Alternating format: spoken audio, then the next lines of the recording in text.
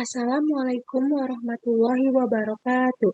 Perkenalkan, nama saya Dila Safa Salsabila dengan NIM 22251900081. Pada video kali ini, saya akan membahas mengenai barisan dan limitnya pada mata kuliah analisis real. Baik, langsung saja kita masuk ke materi. Definisi 3.1. Barisan bilangan real adalah fungsi dengan domain himpunan bilangan asli N dan range termuat pada himpunan bilangan real R. Dengan kata lain, barisan memasangkan setiap bilangan asli N secara tunggal dengan bilangan real. Nah, notasi yang digunakan untuk menulis nilai barisan pada N jika X di mana bilangan asli ke bilangan real adalah barisan Xn. Bilangan Xn disebut suku ke N. Notasi barisan dapat kita tulis dengan X kapital atau dalam kurung Xn atau dalam kurung Xn titik 2 N elemen N kapital atau dapat kita baca Xn di mana N bilangan asli. Nah, kita juga perlu memperhatikan bahwa notasi X sama dengan Xn kurung biasa itu berbeda dengan X sama dengan Xn kurung kurawal. Untuk melihat perbedaannya, mari kita lihat contoh berikut ini. Untuk X sama dengan dalam kurung biasa, negatif 1 pangkat N, di mana N bilangan asli, maka suku-sukunya negatif 1, 1, negatif 1, 1, dan seterusnya. Sedangkan untuk X sama dengan dalam kurung kurawal negatif 1 pangkat N, di mana N bilangan asli, suku-sukunya negatif 1, 1. Nah, dari contoh tersebut terlihat bahwa perbedaannya yaitu dengan menggunakan kurung biasa, suku yang sama dapat ditulis kembali atau berulang. Sedangkan dengan menggunakan kurung kurawal, suku yang sama hanya dapat ditulis sekali. Selanjutnya kita masuk ke contoh barisan. Yang pertama, X sama dengan 1 per N. Suku-sukunya 1, 1 per 2, 1 per 3, dan seterusnya. Barisan ini menulisnya dengan notasi. Selanjutnya yang kedua, Y sama dengan A pangkat N.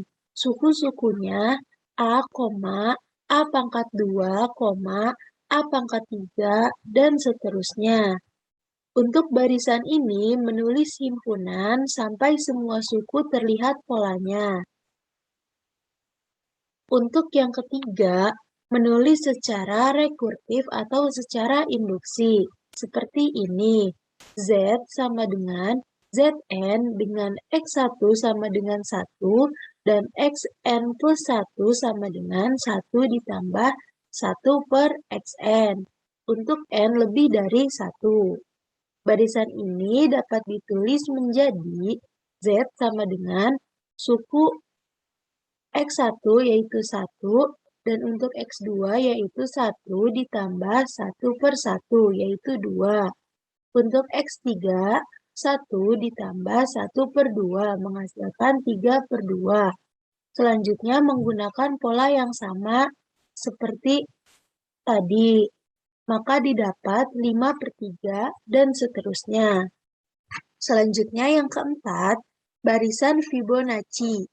F sama dengan Fn dengan X1 sama dengan X2 sama dengan 1. Dan Xn plus 1 sama dengan Xn plus 1 ditambah Xn untuk N lebih dari 2. Maka barisan ini dapat ditulis menjadi F sama dengan 1, 1, 2, 3, 5, dan seterusnya. Selanjutnya, kita masuk ke definisi 3.2.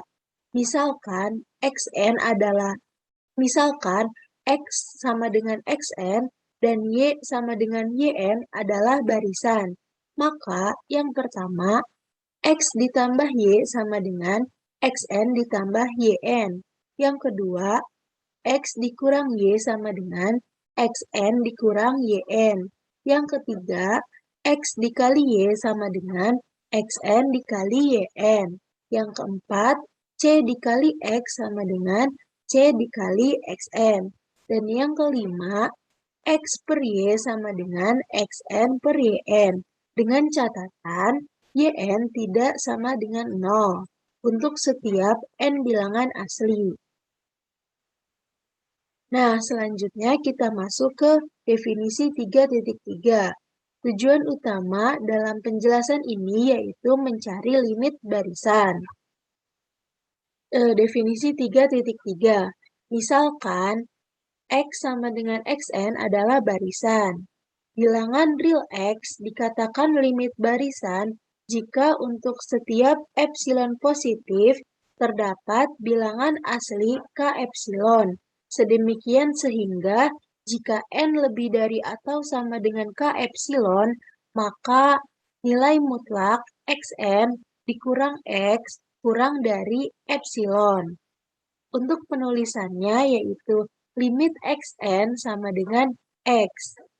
Nah, perlu kita ketahui bahwa barisan yang mempunyai limit disebut barisan konvergen.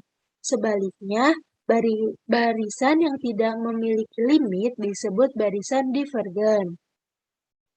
Selanjutnya kita masuk ke contoh soal yang pertama.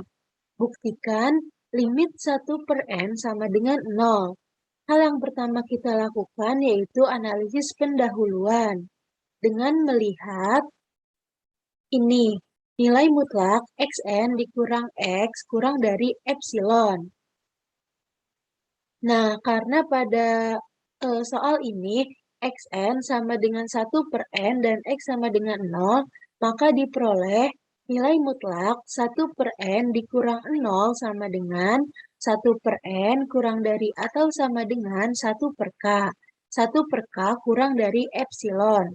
Pembuktiannya, pertama kita ambil epsilon positif, maka berdasarkan sifat Archimedes, pilih K lebih dari 1 per epsilon. Sehingga jika N lebih dari atau sama dengan K, maka berlaku nilai mutlak 1 per N dikurang 0 kurang dari epsilon. Maka terbukti bahwa limit 1 per N sama dengan 0. Selanjutnya kita masuk ke contoh soal yang kedua. Carilah limit 2N per N plus 1. Pertama kita klaim limit 2N per N plus 1 sama dengan 2. Lalu kita lakukan analisis pendahuluan. Diperoleh nilai mutlak 2N per N plus 1 dikurang 2 sama dengan, kita samakan penyebutnya, maka nilai mutlak 2N dikurang 2N dikurang 2 per N plus 1. Nah, 2N dikurang 2N itu habis, maka bersisa nilai mutlak negatif 2 per N plus 1. Karena ini nilai mutlak, jadi sama dengan 2 per N plus 1, kurang dari 2 per N, kurang dari atau sama dengan 2 per K. 2 per K kurang dari epsilon, maka diperoleh K lebih dari 2 per epsilon.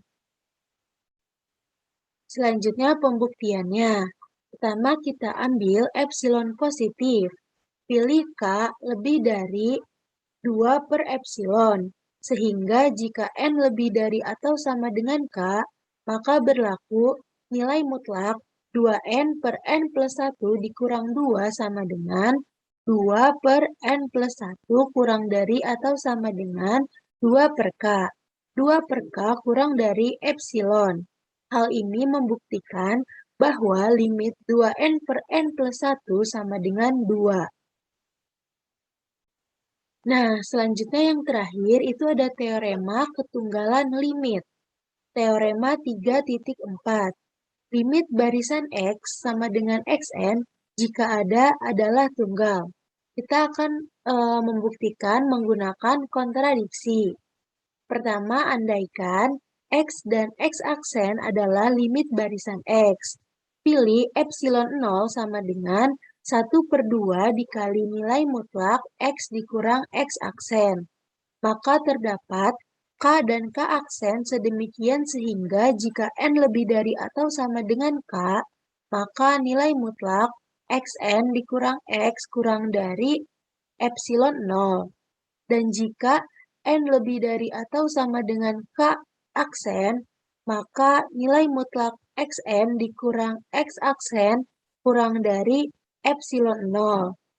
Lalu kita pilih M sama dengan maksimal dari K dan K aksen.